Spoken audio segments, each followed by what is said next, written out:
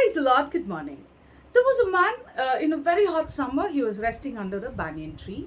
He was thinking a lot of things and he was just imagining what if, what if, what if. So, with what if, he also finally thought about what if the earth opens its mouth and suddenly, collapses everything, and what suddenly the earth gets crumpled and all these things. As he was thinking that, suddenly there was a very loud noise, and to the noise there was a lot of mud and dust that was forming around. The sooner he saw that, he just got up and he started screaming, saying, the earth is breaking, run, run, run. And he was running like anything. And then a fellow in the field was working, and he saw this fellow running without any, breathing space. He was just running, and this guy in the field is asking, "Why are you running? What happened?" And then this fellow said, "You know what? The earth is breaking. Run, run for your life, run for your life." And then followed him 10 people running from the field. And likewise, he's running in the street, and all the people asking, what? The earth is breaking. Run, run, save yourself, save yourself. So this happened, hundreds of people running on the road. And then they reached to the space where chief was sitting, the village chief. And he was like, what's wrong? What's wrong? And one fellow came and said, Chief, you have to run for your life because the earth is breaking. And then the chief did not understand what exactly is happening. So he said, okay, relax. And now I wanted to know, who told you that the earth is breaking? So the fellow told the other fellow. This fellow only said that the earth is breaking. So that fellow said, no, no, no. The other fellow said that the earth is breaking. And each one was pointing each other. But they did not know who started it.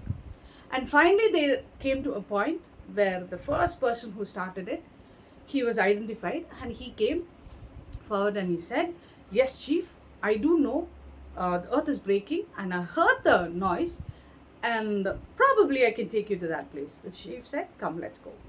So they went to that place and they saw, and after noticing that place, the chief told, this man is a fool fellow, because next to the banyan tree was a coconut tree where the coconut had fallen and it fell on a rock. So there was a little shake, and then the mud arose and the coconut fell. So with that noise, the mud also arose, so that he thought the earth is breaking. But the problem is only with that man, but this happened because everyone believed what was being said again and again. They never asked questions. They never checked what really is happening. They just wanted to believe what was happening because they are running for their lives, so let us also run. So the chief said, think before you do whatever you are doing. Or if it is really a situation like that, just don't rush in doing certain things as a solution, but take a few seconds in thinking what it takes. So probably in the Bible we see a very important role that changed Israelites' time period of their blessing. So, which means Exodus chapter 13 we see about Moses instructing 12 people to go and spy out Canaan, to check how the land is and what are the fruits that's been grown there, and the vegetation, a lot of things. So people went, to all 12 went, and then they all came back.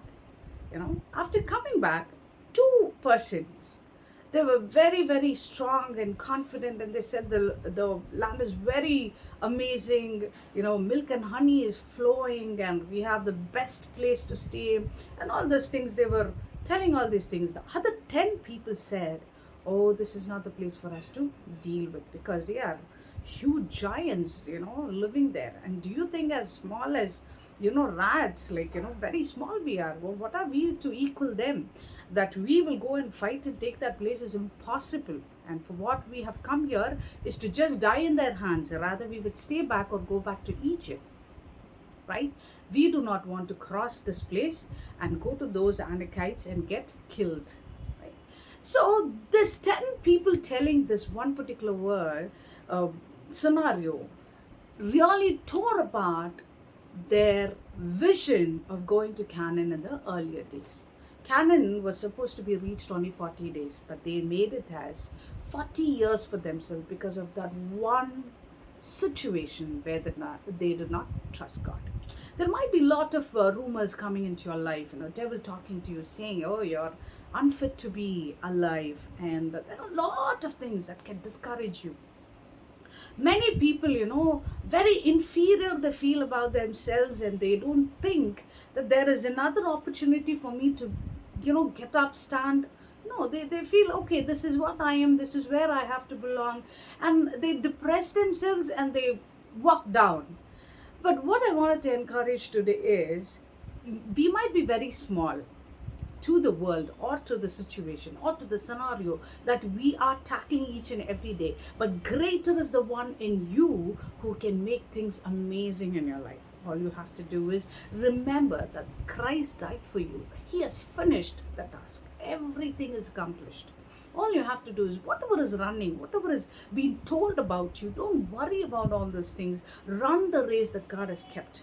When you run as a person alone on your track, you don't have any distractions. But if you wait for a minute and check what is other people doing and what are others talking about you and what is things made by different people, there you lose your traction, and there your race stops. And sometimes, people miss their destiny, right? God has beautiful destiny to each and every person, but every destiny is being spoiled and every track is being distracted is because you hear what the rumors are. If you think those rumors are true, get into the presence of God. Ask if it is true or not. Check with the Lord, because he says, come to me, I will give you an answer. Everything is with me. Jeremiah 33:3 says, call unto me, I will answer you. If somebody is talking something about you, just go tell him. Tell everything that is, being tackled by you. He's the only true loving God, and he is an amazing Father who listens to you and never thinks, you are just boring. He is the only person. Even if you are so broken, you want to repetitively tell the same thing, still he will sit with all patience on this earth, and he says, nothing is important than you. I got nothing busy business than you. And who can tell us? Most of the people, once we tell our problems, they'll be like, oh yeah. The second time we tell, yeah, I heard it before. The third time we say, oh, stop doing the same thing again and again. It's boring, right? Nobody is there to tap you and say, oh, come on, let's do it. Once or twice they might. If they are a very good friend or family, they might. But later on, they will feel, oh, the same story. But God does not do that. He says, it's okay, come to me. I will answer you. Once he answers, and if you receive that answer properly, then your life is all set. And that is why I wanted to encourage you on this Sabbath day, that get into the presence of God, tell him what you want, and don't worry about the rumors, don't worry about the talks that people are doing, don't worry about anything. All you have to do is, Lord, I come into your presence, and here is all I wanted to tell you, that I love you, and whatever is in store for me, you are going to give me, and I have to patiently wait and receive it. For all these things, you have to give me the strength and grace. So ask this. May the Lord bless you this Sabbath day and keep you a blessing. Thank you.